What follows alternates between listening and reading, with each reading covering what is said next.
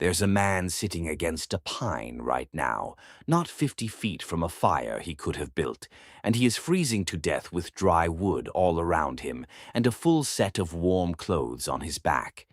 No storm, no wind to speak of. The snow isn't even falling, and he is dying anyway, slow and quiet, in the kind of cold a healthy man walks through without a second thought. I want you to look at me when I tell you this next part, because it's going to sound like a lie. The cold didn't get him. He got himself. And the mistake he made is the same mistake 9 out of 10 people watching me right now would make on their first hard night out. Because everything in your body tells you to do it, and everything in your body is wrong. Stay with me, because this one is backward from everything you think you know. The thing that killed that man cost him nothing to avoid.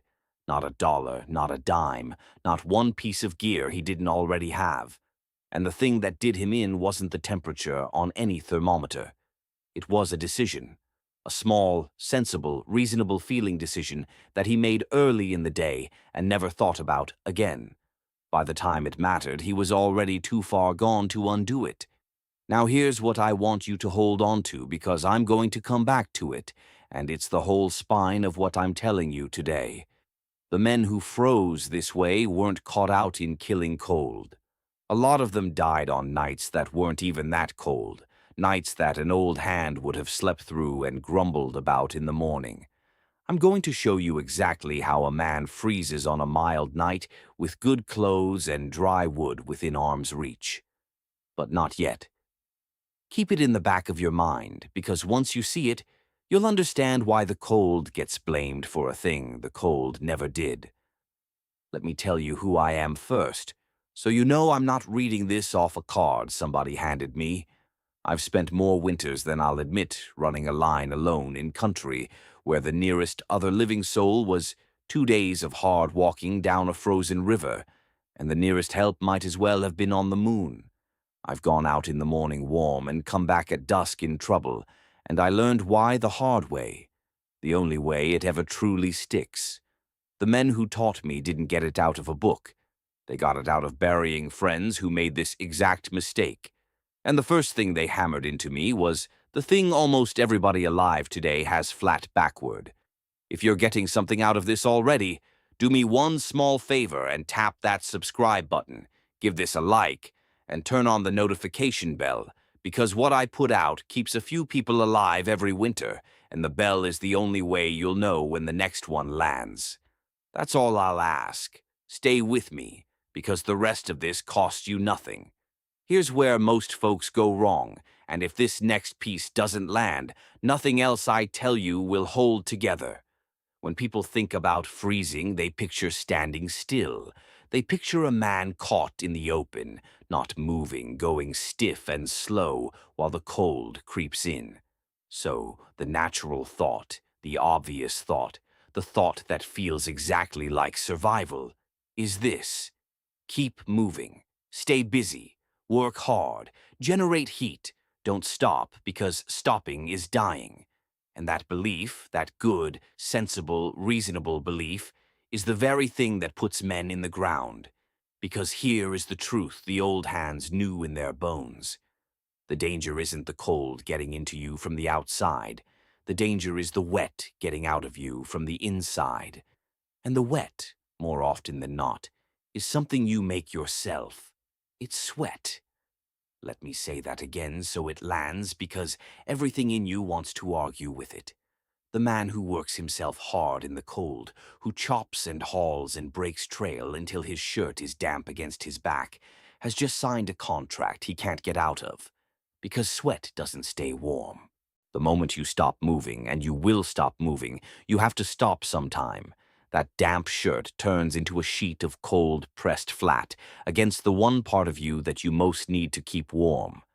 Your core, and wet against the skin pulls heat out of a man somewhere around 20 times faster than dry air ever could. You have soaked your own insulation from the inside, and now it's working against you with every minute that passes. This is the part the native hunters and the old trappers understood that the newcomers never did. The newcomers copied the work. They saw a man could stay warm by moving, so they moved hard, certain that more effort meant more warmth. The ones who lived learned to do the opposite of what their gut screamed at them. They learned to move slow, to stop before they got hot, to open their collar and shed a layer the second they felt the first prickle of sweat coming on, even though the air was biting and stripping down felt insane. They'd rather be a little cold and dry than warm and damp, because they knew which one of those two men walks home in the spring.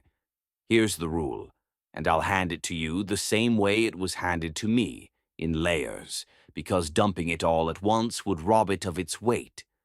The first layer turns your whole head around. You do not try to stay warm. You try to stay dry. Warmth is easy. Warmth you can build with a fire and a wall and a bed of boughs. But once you're wet in the cold, there is no fire big enough to fix it fast enough.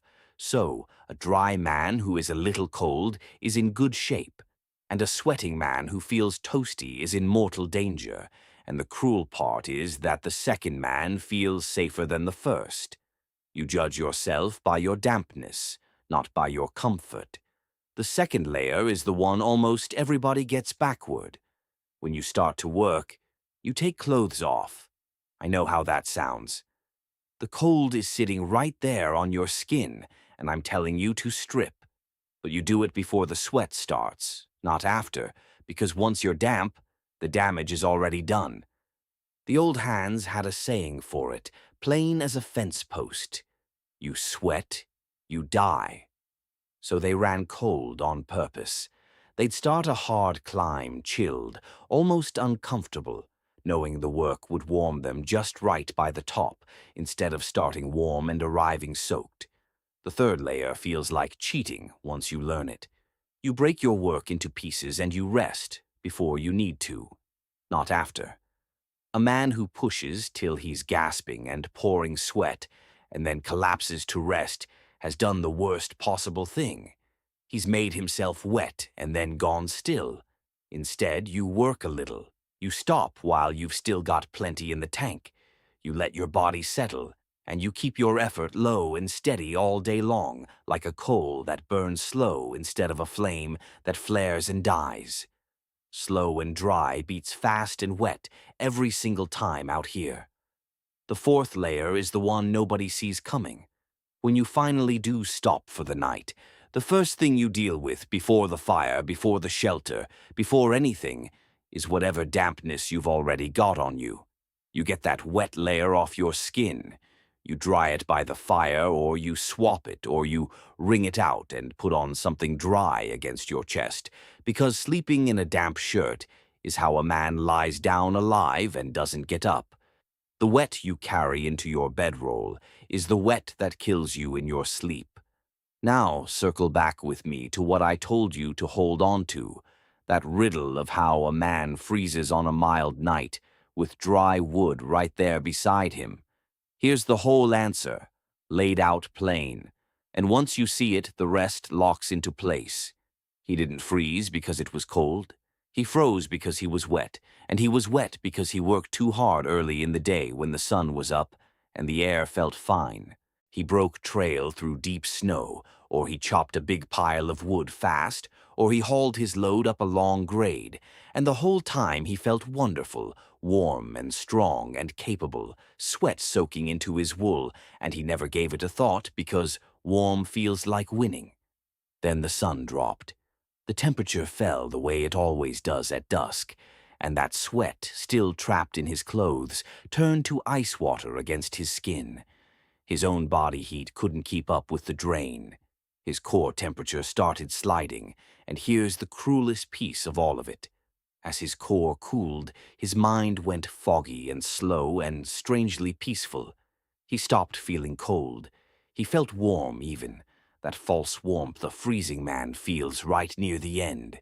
He sat down against that pine to rest for just a minute, and he never got up to build the fire he was perfectly capable of building, because the part of him that knew how was already gone quiet. That's how a full-geared man freezes beside dry wood, not from the cold reaching in, from the wet reaching out. and his own hard work was the thing that soaked him. If that just rearranged something in your head, take 1 second and hit that like button and subscribe, because this is the kind of thing that gets buried and forgotten, and every like you give it puts it in front of one more person who might need it on the wrong night. The bell, too. Turn it on. I'll wait. Now you're probably wondering why nobody ever told you this, why it isn't the first thing they teach. And the answer is the quiet kind, the kind that's about money and not about any conspiracy. There's no fortune to be made in teaching a man to take his coat off. There's a great fortune in selling him a warmer one. The whole business runs on convincing you that the answer to cold is a thing you buy, a better jacket, a higher number on a tag, more insulation, more layers, more. And not one of them will tell you that piling on more and working hard in all of it is the very thing that soaks you and kills you. The free knowledge, the run cold, stay dry knowledge, doesn't sell anything. So it got quiet, and the quiet thing got forgotten, and good people kept making the same mistake their great-grandfathers had already solved with nothing but a bit of self-control. Let me be straight with you now, the way I'd want a man to be straight with me, because I'd rather you trust me than be impressed by me. I won't tell you this is coming for you tomorrow. Most of you aren't going to freeze to death this winter with a furnace running and a truck in the driveway. To actually die of this, you'd have to be out where it's real, miles from help, on a long, hard day with no quick way to dry off. And I won't pretend this rule is magic either. Running dry won't save a man who's already soaked through and has no way to get warm. Once you're wet and cold and there's no fire and no shelter, the wet is its own killer and you deal with it first or nothing else matters. This rule keeps you from getting there. It doesn't save you once you've arrived. That's the honest size of it.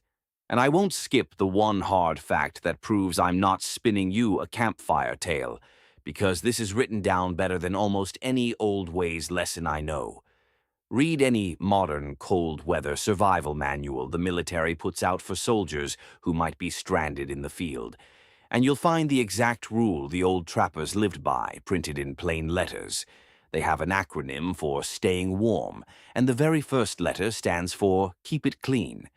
But the one they underline, the one they put in bold, is to avoid overheating. They drill it into soldiers to loosen clothing and shed layers the moment they start to sweat, because a wet uniform in the cold is a casualty waiting to happen. When the army writes a rule to keep its own people alive, you can take that one straight to the bank. The old hands just knew it 100 years before anybody printed it. Here's how you carry all of this, not as fear, but as a plain way of doing things. You stay dry first, always, before you ever worry about staying warm. You start your hard work a little cold on purpose, and you shed a layer the moment you feel the sweat coming, not after. You work slow and steady like a low fire instead of fast and hot. You rest before you're spent, not after you're soaked. And the second you make camp, you get the damp off your skin before you do one other thing. None of it costs a cent. And that's the part I love most, because the whole secret was never in your pack.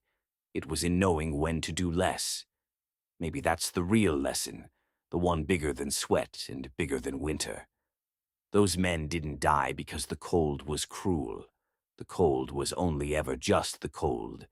They died because they were certain. Certain that working hard meant staying safe. Certain that feeling warm meant being warm. Certain they already understood the one thing they didn't understand at all. And the wilderness never kills the humble man half as fast as it kills the sure one. The old hands feared their own certainty more than they ever feared the weather. And that's a thing I'd hand down to you ahead of any trick I know. So here's the whole of it, small enough to carry and free as the snow on the ground. Stay dry before you stay warm. Run a little cold on purpose. Shed a layer before you sweat, not after. Work slow and rest early, and get the damp off your skin before you sleep. Do that much, and the country can throw a hard night straight at you, and you'll still wake up to see the morning. If this kept something in your head that might keep you alive someday, that's all I came here to do. Hit subscribe so the next one finds you, give it a like so it finds somebody else, and turn on that bell so you don't miss it, because the next one matters just as much as this one. The people who settled this country with 2 hands and a knife knew 1,000 things like this, hard won and handed down and nearly lost, and I won't stand by and watch the last of it go into the ground. So tell me down in the comments, what's the one cold weather rule the people who raised you lived by that the rest of us have plain forgotten? Because I want to hear it, and half of what I know I learned from somebody else's grandfather. And before you go, here's what's been gnawing at me to tell you next, because it runs dead against common sense the same way this one did. Next time I'm going to tell you about the water in the high country, the kind that looks clean and runs cold and clear right off the mountain and tastes sweeter than anything out of a tap, and still lays strong men flat on their backs for a week, and worse. There was a way the old hands knew to read it before they ever filled a cup, and it wasn't the smell and it wasn't the look. I'll show you exactly what it was. Until then, keep your fire honest, keep your head about you, and don't ever trust a warm feeling to tell you the truth.